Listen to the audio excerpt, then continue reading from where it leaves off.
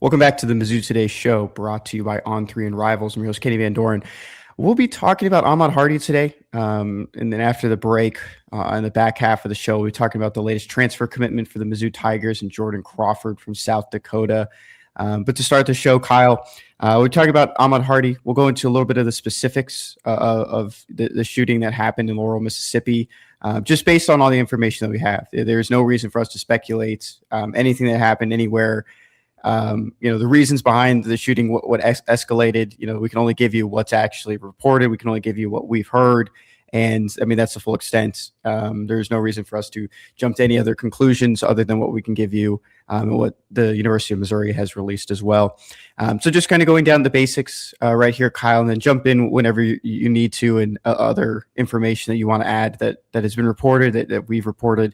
But per the Laurel Call Leader, a news publication down there in Mississippi, Hardy was at a rap concert at the Kamikaze Biker Club in Laurel, Mississippi, when someone started shooting at the end of the night. Laurel is a little more than an hour away from Lawrence County. That's where Hardy played high school football. The shooting took place around 2 a.m. Sunday as the venue was closing, per the Laurel Call Leader. And Hardy was one of two or at least two victims hit by gunfire. Two or three in a couple of places. A two's the most common number that's been coming up of victims who were hit. And so we know that he was struck in the upper leg by a bullet, quickly taken to the Forest General Hospital in Hattiesburg. As per multiple reports, 3 suspects were arrested, released the same day with no charges filed. I mean, that's just a perfect example. Can't jump to conclusions on those. And that was per the Jones County Sheriff's Department. Local officials say they don't think Hardy was targeted, but the Laurel Police Department has declined to release a police report because it's an ongoing investigation. Kyle, that's just kind of the basics running through it. Jump in with more reporting, that from the On3 national side with Pete Nakos. We know Pete Thamel from ESPN has put out some information as well. What else can you add to this reporting right now? Yeah.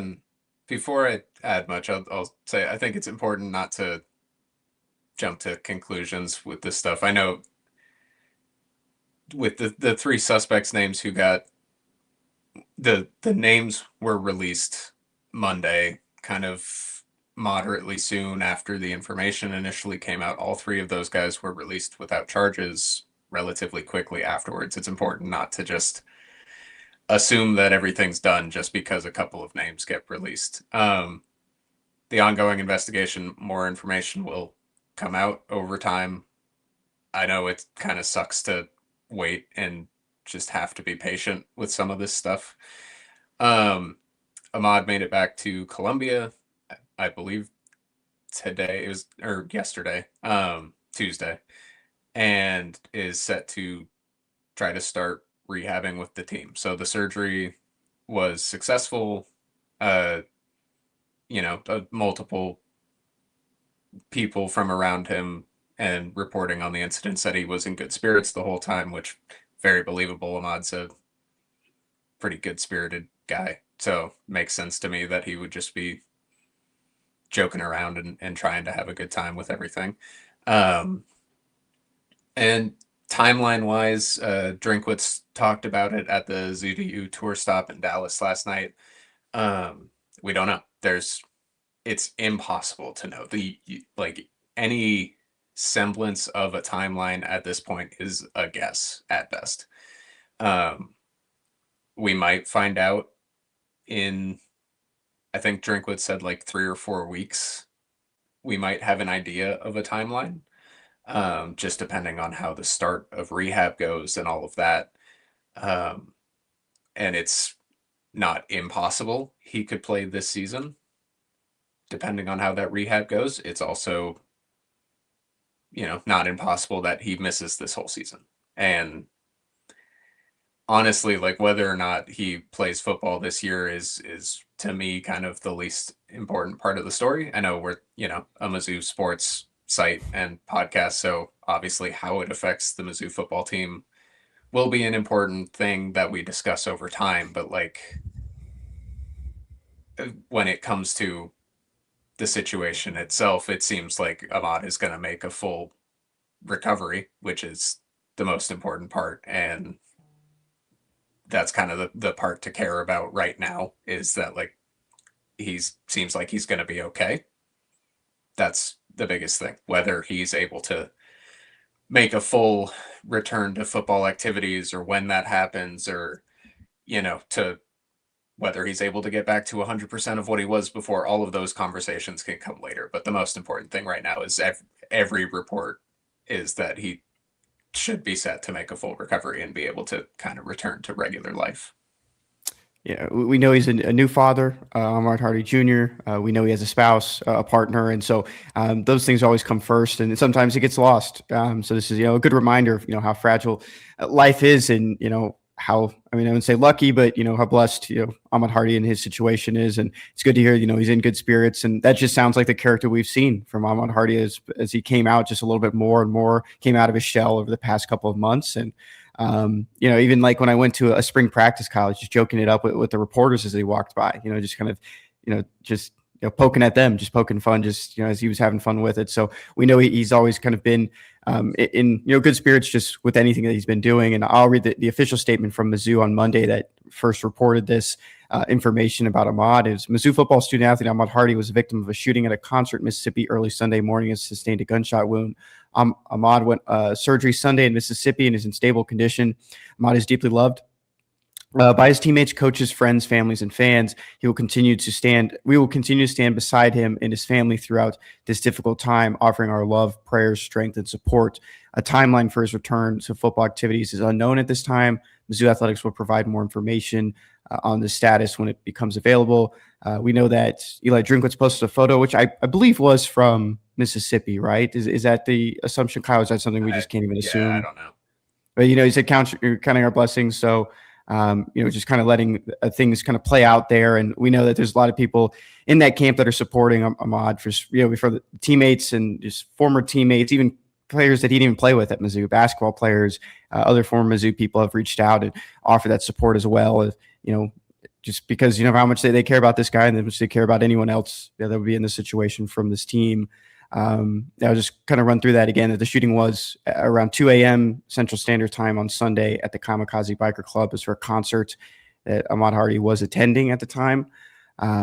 Just from everything that we've mentioned there, Kyle, just, it's been, I guess, just like I mentioned, it was on Sunday, so 4 days now.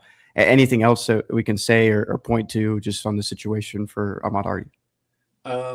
I guess just to add in, I know there was some other reporting that like he went to the show to support someone he knew who was performing. It's about an hour away from where he grew up and played high school football, so it makes sense. Kid, goes home for the summer and goes out to support a friend or an acquaintance, whatever. And I believe it was the police chief, I think, who has given a couple of interviews and said he believed Ahmad was in a car that was trying to leave when the shooting started.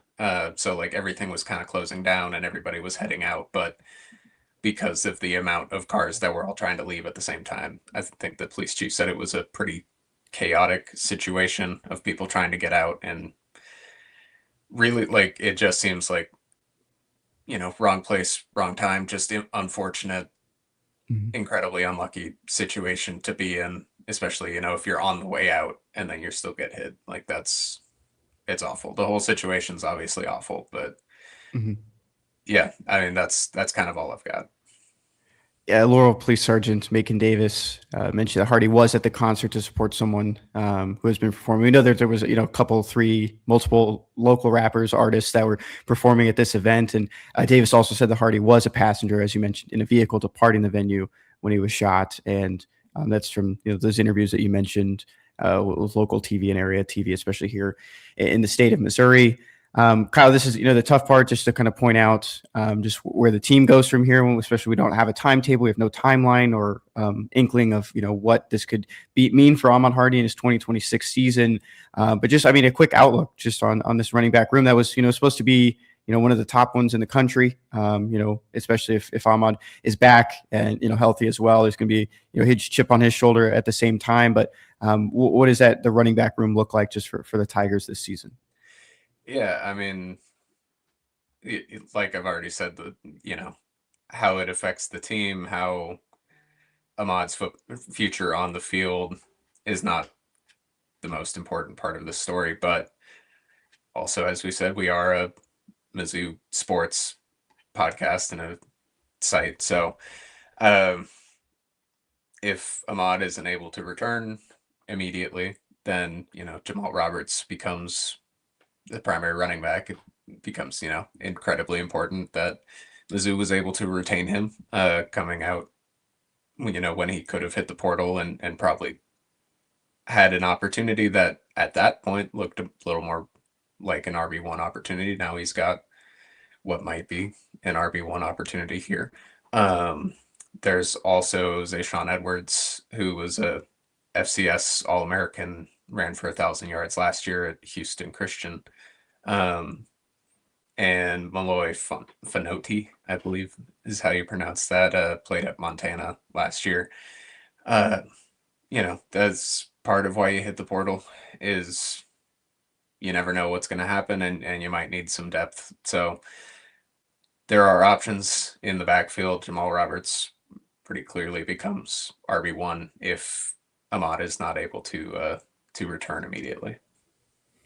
So that's the furthest we can go on that. That's just giving you a quick rundown of, the rest of that running back room and who's also in there. There's two freshmen coming in. One of them's already enrolled at Maxwell Warner, the other one being Preston Hatfield. And then veteran Anthony Favreau also has 1 year of eligibility remaining. And he's been a kind of key vocal leader, just, doesn't, put up the most, statistics on the field, but he is someone in that room that has been a good voice and someone who's earned a scholarship in the past year for the Tigers. Kyle, anything else just on Ahmad Hardy? Anything that we missed? No, just overall, horrible situation, and wishing Ahmad all the best. From all the interactions I've had with him, he's a great kid. He seems, as you can tell by him being in good spirits now, he's a very happy guy. And, I'd love to see him back on the football field, but that most importantly, just back into regular life soon here. And that's the latest we can give on Ahmad Hardy. And as more stuff becomes available, we will share that too, Mizzou Today. And most of the stories, all the stories will be free in some capacity as well. It is it is news that needs to be seen and needs to have updates that when those are correct in currents, and we can share those. Those will be shared at On3 and at Mizzou Today on the boards on social media, just so everyone has those updates and knows the status of Ahmad Hardy and what's going to kind of in this next rehabilitation process for him as he tries to get back on the football field as quickly as healthy as possible. Kyle, it's a tough thing to segue, but we do have to move on now to talk about the transfer portal. But before then, we have a quick read from our sponsors over at Rhoback Activewear. There's only one way to describe Rhoback. It's best fit, best feel. For those who aren't familiar with Rhoback, they're completely changing the game with their incredibly comfortable activewear. Rhoback has released so many items within their new licensed game day collection, and it's our favorite. Novel polo designs and clean hoodie and Q-zip designs for some of your favorite schools. It's definitely worth checking out. Nobody else in the market is pairing these level of custom designs with this quality of activewear. Rhoback's everyday shorts or the Delta Performance pants are the perfect pairing as well. They're both super comfortable, have an elastic waistband, and great fabric that is made to the appearance of a nice short look, but the comfort for a day on the move. Rhoback has also been proudly leading the NIL charge, having signed partnerships with multiple college football stars, past and present, and becoming the go-to brand for college athletes across the country. Use the code MIZ20 on Rhoback.com for a generous 20% off for all new customers through the end of this week. That's spelled RHOBACK.com. That's 20% off all performance polos, shorts, and more with code MIZ20. All right, Kyle. Opportunity now to talk about Mizzou men's basketball and the transfer portal. Tigers made another splash. It's always a fun kind of phrase to use, even no matter who the commitment is. But Jordan Crawford coming in, committed to the Tigers. He visited on Monday, and announced his commitment Tuesday. We know Dennis Gates has been, in and out everywhere. He's went up to Chicago for the G League Combine. He's down in the Dallas area yesterday for the Zoo to You stop caravan, and he still had time to land one more commitment. What can you tell us about Jordan Crawford, who's made stops at Charleston, Eastern Kentucky, and South Dakota? Yeah, so fourth team in 4 years, that's not as big of a deal anymore as it used to be. He's just moving around trying to find the right spot. Solid 3-point shooter, not like incredible, not, one of the premier 3-point shooters in the portal or anything, but reliable in a way that is trustable. I think it kind of shows a real focus on extra 3-point shooting to the roster this offseason. We know that was an issue at times last season. There are just more guys now that you trust to shoot a three. I know when I was writing about it this morning, trying to do some takeaways, I thought about it as guys who right now, when they put up a three, my first reaction isn't going to be why? Like there were a couple of guys and the last year or two where my first reaction was just why would that be the shot? And Mizzou has made a focus to add a couple of guys who it makes sense. I'm not going to really question Crawford taking a three unless it's a ridiculous look or something. Same with multiple of the portal additions this offseason. So that was clearly an important part. This is the 14th guy on the roster out of 15 possible, and it seems like Mizzou's probably going to leave that last spot open just in case something comes up. There's just a lot more flexibility if you have a spot available. So we'll see. That spot could be, a guy that's left in the portal who they didn't expect to be able to land. So it's not necessarily, they're 100% done and they're going to leave that spot open for the season, but it doesn't seem like they are going to try to actively fill it immediately. So this is probably the last move we'll hear about for a while, and maybe for the whole year, because, Mizzou played with 14 last year. It's, entirely reasonable that they'll just end up playing with 14 this year. I think the big question was ball handling and facilitating, possibly needing another backup point guard, because all indications point that Jason Crow Jr. will be that one going into the year. And Aaron Rose, coming off a redshirt season, still hasn't played a game in a college basketball setting. With Jordan Crawford last year, he started 32 of his 32 games. He averaged 31 minutes across those contests, 14.4 points, 2.9 rebounds, 1.4 assists, 1.2 steals. And he also shot 37%, like you just mentioned, from the 3-point land. That's a mark that caught your eye. Where do you feel comfortable just with where the Tigers are at the point guard depth? And I think there's a lot of uncertainty, like I just mentioned. You have a freshman coming in, even though he is a McDonald's All-American, consensus 5-star. Everyone is very excited for J2 and Jason Crow Jr. You have someone in Aaron Rowe who was, seen as, a good get at the time. And, do they kind of just let him develop and season this past year? You still don't know how that's going to work. We've seen it before in a similar sense. Kyle Smith-Peters, when I was at the day before the NCAA tournament game against Miami, Kyle, he mentioned, pointing at T.O. Barrett, saying his freshman year, he did play a little bit, he had a good game against Florida, but it was almost just kind of like a redshirt season. They saw that sophomore year as really his first year as a real contributor to that team. It's a little bit different for Aaron Rowe's case because he didn't play at all last season. Do you still kind of look, not want to say hope, but do you think that the Tigers would probably be in good hands just to try to get another experienced ball handler, someone who could facilitate that offense if Jason Crow Jr. or Aaron Rowe aren't on the court? Yeah, I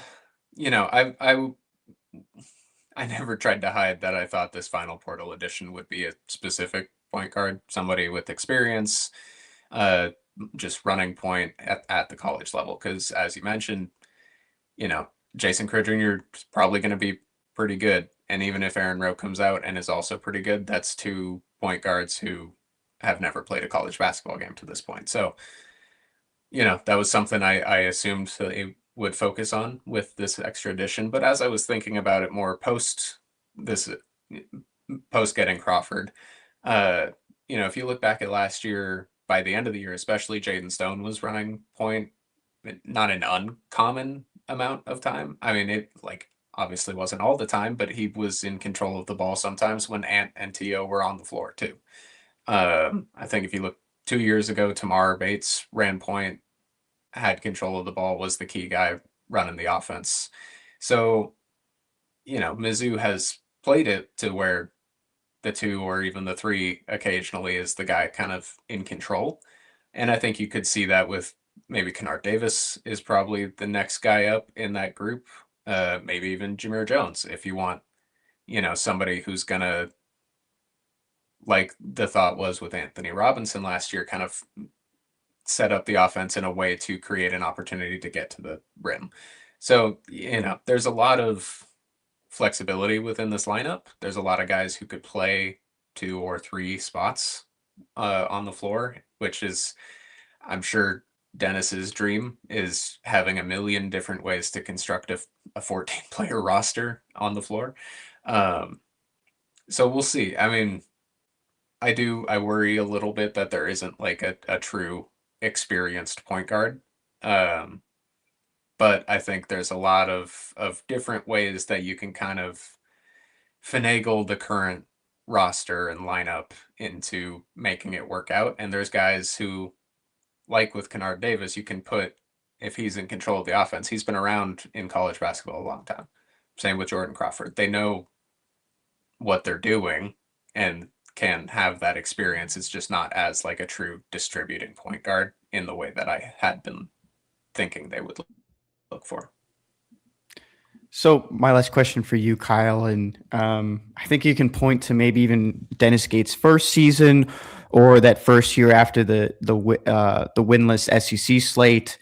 Is this probably the most flexible rotation roster that Dennis Gates has had in terms of there's a lot of different ways he could plug and match players on the court? Uh, Probably. The 2 years ago lineup, his first lineup was so mix and match, like that it felt like nobody really had a position, which then, if you go with that one, I think there's a pretty reasonable way to say that was the most versatile lineup. But I mean, this year's very flexible. You can play a lot of guys at a lot of different spots and have a lot of different combinations of guys on the floor that can lead to different looks for the offense, different sets for the defense, all that type of stuff. Like there's a lot that you can do with this lineup. Uh 2 years ago, it was very flexible, especially, you saw partway through the year removing Josh Gray from the starting lineup, using Trent Pierce as the 5 to focus on more versatility as a group, right?